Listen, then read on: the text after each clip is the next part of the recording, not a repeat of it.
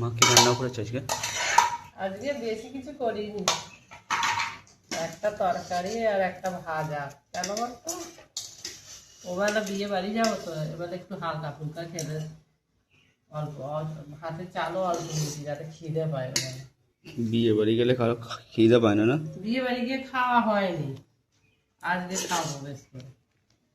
ওটা খিদে পায়নি কিচ্ছু না, সে গিয়ে খালি কুক্তিতে বসার, চুপ করে বসে থাকা। কোনো খাবার তো ভাই তো সেরা, আগের বারে দেখেছিস তো, একটা কিছু খাবার নিয়েছে, কিচ্ছু খাবার নেয় না, চুপ করে বসে আছে।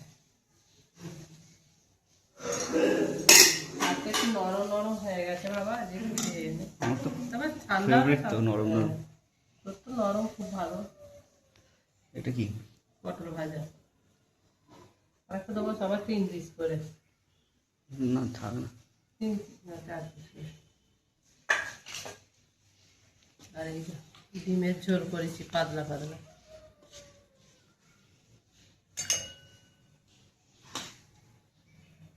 2 পিস করে আলু, 1 পিস করে ডিম।